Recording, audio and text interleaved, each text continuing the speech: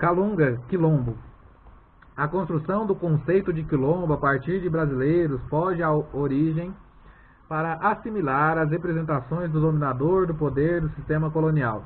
As representações refletem a ideologia da época que classificava o escravo que fugia como elemento provocador e criminoso, um perigo para o país, um atentado contra o reino português. Daí sua conotação sempre ligada ao processo guerreiro, quilombo de Palmares, Ambrósios, entre outros. O que vem a ser quilombo? A historiografia brasileira registra que quilombo é um conceito próprio dos africanos bantos, que vem sendo modificado através dos séculos. O Conselho Ultramarino de 1740 define quilombo como toda habitação de negros fugidos que passem de 5, em parte desprovida, ainda que não tenham ranchos levantados nem se achem pilões neles. Quilombo é termo banto e quer dizer acampamento guerreiro na floresta. Os quilombos constituem formas organizacionais onde o africano, em um processo extremo de defesa e afirmação, parte da passividade e resignação tão decantadas para posições de resistência contra o esfacelamento de sua identidade de seu grupo. A questão quilombo transcende a questão histórica, arqueológica ou, quiçá, a própria antropologia. A importância sociopolítica do quilombismo representa referencial para a trajetória do africano em terras brasileiras no processo escravocrata, notadamente a resistência pela liberdade, sua contribuição à construção da diferença, a formação do povo brasileiro, a necessidade de solidariedade para a sobrevivência em um país continental. Diga-se de passagem que a história brasileira registra apenas 2 movimentos sociais que se ampliaram em todo o território nacional e tornaram-se permanentes. O movimento pela independência de 1822 e o movimento quilombola, que se inicia no século XVII com Palmares e somente fecha seu ciclo de lutas nas últimas décadas do século XVIII com a abolição da escravatura.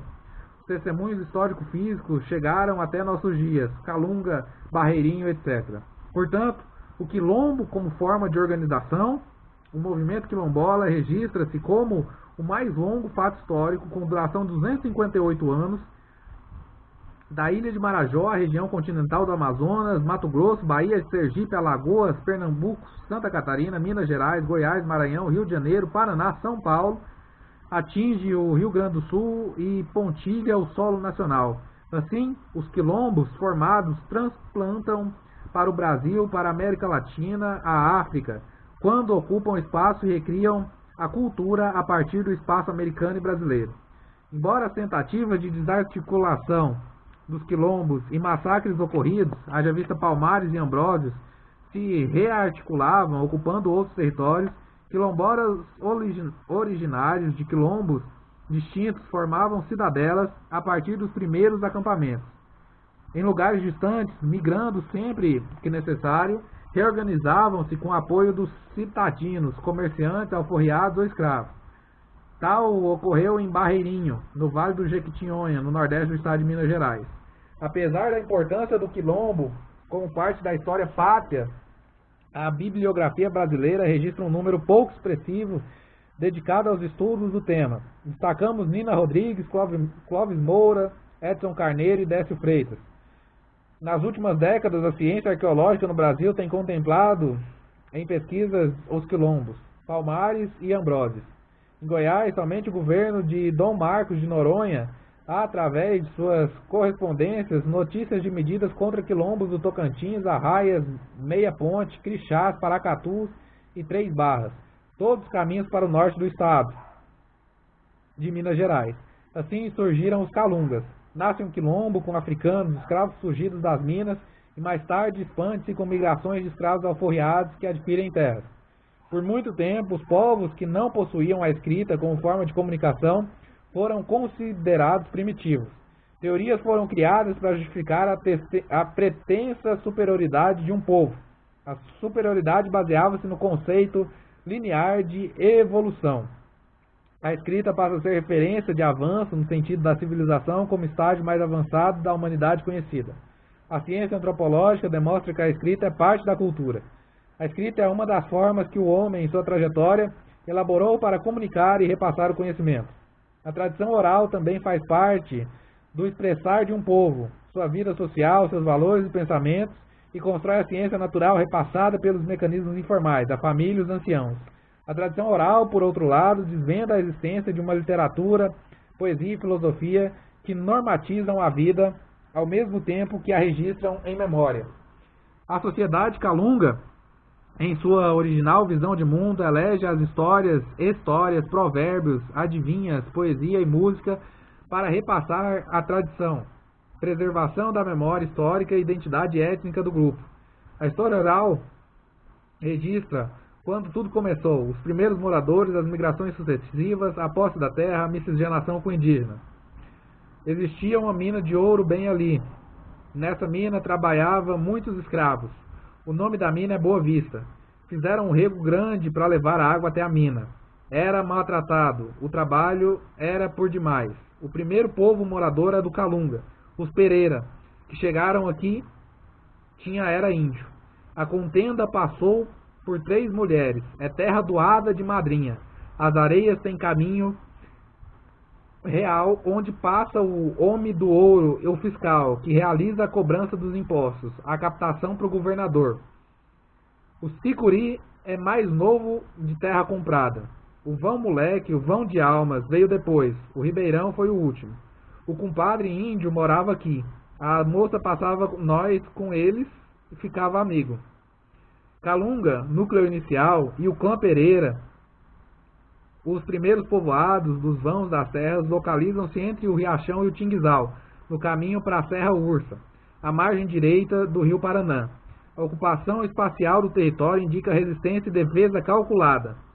Yaya Graciana recua o tempo em suas contas há 2 centenas de anos, e seu sonho já havia informado os moradores sobre a minha chegada.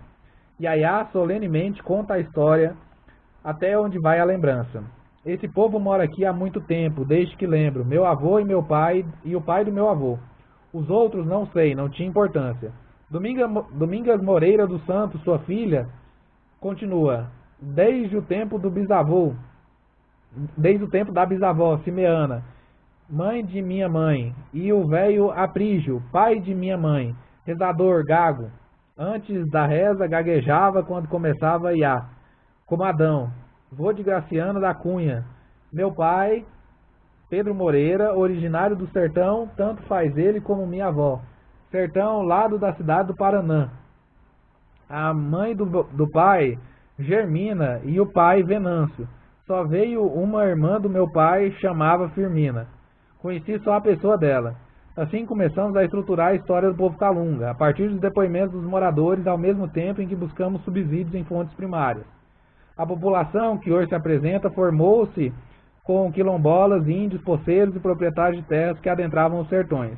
Em um documento do senhor Santim Fernandes de Castro, morador do Sicuri, à margem direita do Paranã, consta no ano de 1879 as terras arrematadas na herança do finado brigadeiro Antônio Cardoso. Foram vendidas ao senhor Teotônio Fernandes pelo preço e quantia de 50 mil réis, tendo o senhor Santim Fernandes de Castro, herdeiro das terras ali, residido até seu falecimento, ocorrido recentemente. Nas terras do Sicuri, situa-se a capela onde realiza-se anualmente o festejo de São João. Em uma correspondência enviada ao sargento-mor Conde de São Félix, sargento Antônio J. Pereira, em 16 de abril de 1821, consta que passam rumores entre o arraial de São Félix e a Vila do Palma.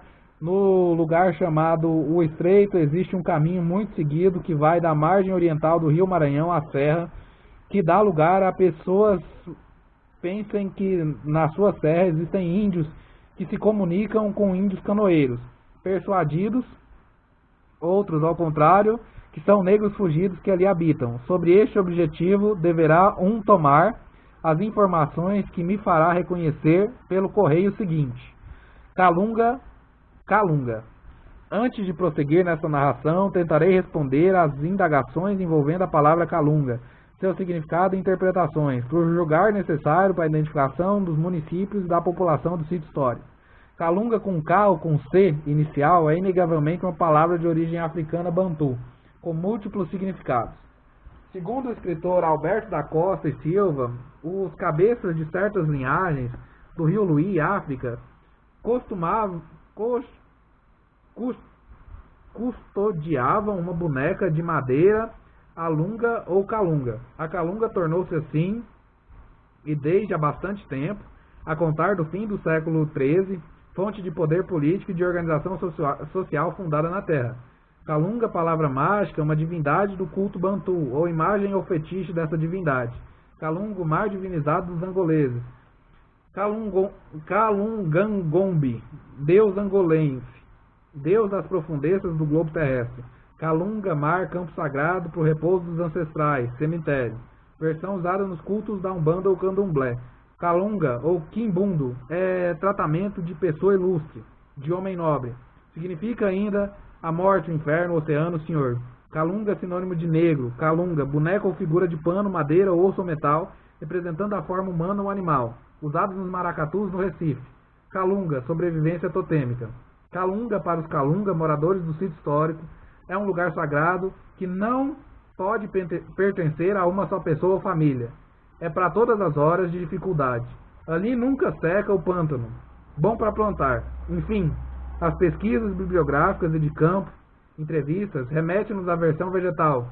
Calunga seria uma planta, uma árvore, da família das cimarubáceas, um símbolo de poder e ancestralidade.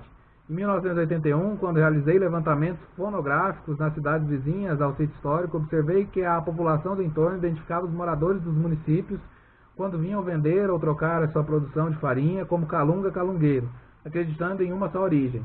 Constatei ainda que a nominação calunga não abrangia toda a região e que a existência de dezenas de localidades e mais de 3 mil moradores desmistificavam a lenda do nome e da ínfima população estimada em 50 pessoas.